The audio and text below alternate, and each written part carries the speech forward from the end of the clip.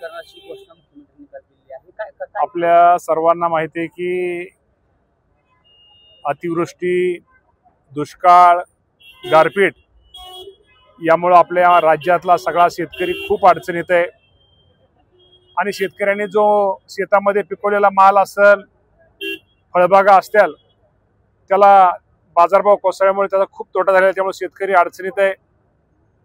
काही निसर्गाचा स्वभाव तुम्हाला माहिती आहे की पाऊस हा पडतोय, पण एकाच दिवसात वर्षात पडेल एवढा पाऊस एका दिवशी पडतो, त्यामुळे शेतकऱ्यांच्या वडे, नाले, नद्यांना पूर येतोय. त्यामुळे शेतकऱ्यांचं नुकसान हे खूप मोठ्या प्रमाणात झालेलं आहे आणि नुकसान झाल्यानंतर शेतकऱ्यांची खूप दिवसाची मागणी ही होती आणि तिन्ही आमची जी महायुती तिन्ही पक्षाच्या आमच्या जाहीरनाम्यामध्ये शेतकऱ्यांना आम्ही कर्जमाफी देणार ही आमची घोषणा या जाहीरनाम्यामध्ये होती आणि त्या संदर्भामध्ये बच्चूभाऊ कडू असतील, त्यांनी पण आंदोलन हे नागपूरमध्ये केलं.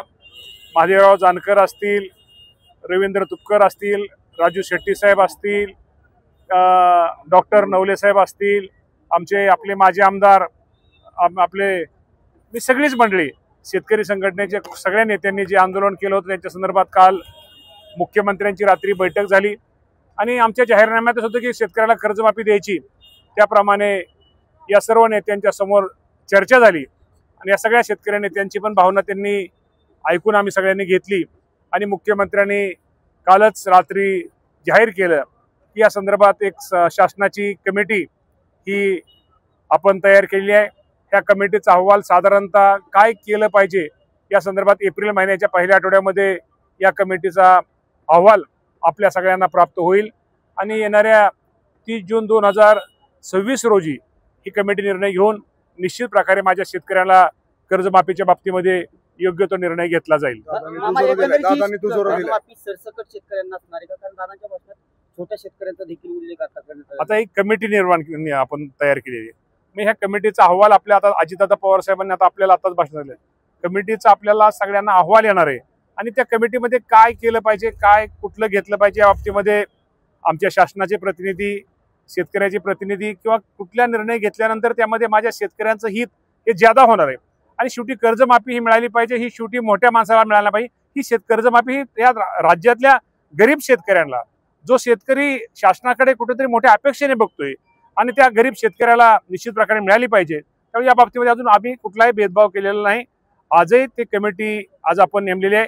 दादांनी आता काही गोष्टीमध्ये जरी दादांनी गोष्टी सांगितलेल्या आहेतच, परंतु या बाबतीमध्ये कमिटी या बाबतीमध्ये निर्णय घेईल आणि या राज्यामध्ये जास्तीत जास्त म्हणण्यापेक्षा सर्व शेतकऱ्यांना, गरीब शेतकऱ्यांना याचा निश्चित प्रकारे लाभ या कर्जमाफीचा होईल.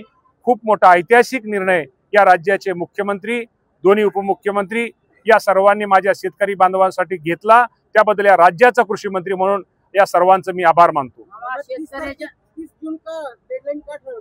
30 जून कुठलंही वर्ष अखेर हे 30 जून महिन्यामध्ये असतं. त्यामुळे 30 जून ही आकडा आपण ठरवली. आपली कमिटी ही साधारणतः आपल्याला अहवालच आपण साधारणतः एप्रिलच्या पहिल्या वीकला येणार आहे. तेव्हा अहवाल वीक आल्यानंतर कुठलंही वर्ष हे 30 जून हे वर्षात बँकेचं हे असतं. त्यामुळे हा 30 जून आपण तारीख ठरवलेली आहे. स्वतः शेतकरी संघटनेचे नेते या सर्वांनी त्याला मान्यता दिलेली आहे आणि त्यामुळे सरकार म्हणजे मान्यता शेतकरी नेत्यांची तर मागणी होतीच, तर पण आमच्या सगळ्या तिन्ही पक्षाच्या जाहीरनाम्यातच होतं की माझ्या शेतकरी बांधवाला कुठंतरी न्याय दिला पाहिजे. आणि आपल्या सगळ्यांना माहिती की अतिवृष्टीमुळं शेतकऱ्यांचं आपल्याला खूप मोठं नुकसान झालं आणि या शेतकऱ्यांचं नुकसान झालं, शेतकऱ्याला एक उभा केलं पाहिजे, या शेतकऱ्यांना पाठिंबा दिला पाहिजे. यासाठी राज्य सरकारने नुकतंच 32,000 कोटी रुपयाचं पॅकेज जाहीर केलेलं आहे आणि त्याचं पंचनामे, नुकसान भरपाई पंचनामे होऊन बऱ्यापैकी शेतकऱ्यांना तर रक्कम ही शेतकऱ्यांच्या डीबीटी खात्यावरती जमा व्हायला लागलेली आहे. असतील किंवा महादेव जानकर असतील, राजू शेट्टी असतील, त्यांनी आंदोलन केलं आणि जवळपास 250 पेक्षा जास्त शेतकऱ्यांवरती गुन्हे दाखल झाले. या बाबतीमध्ये ज्या ज्या शेतकऱ्यावरती गुन्हे दाखल झाले आहेत त्या बाबतीमध्ये हे शेवटी शेतकरी आंदोलन कशासाठी करत, त्यांच्या न्याय हक्कासाठी करत होते. या बाबतीमध्ये राज्याचे मुख्यमंत्री 100% योग्य तो निर्णय घेतील आणि त्या शेतकऱ्यांना न्याय देतील. ओके. अरे आता हे असं सगळं न्याय वगैरे असं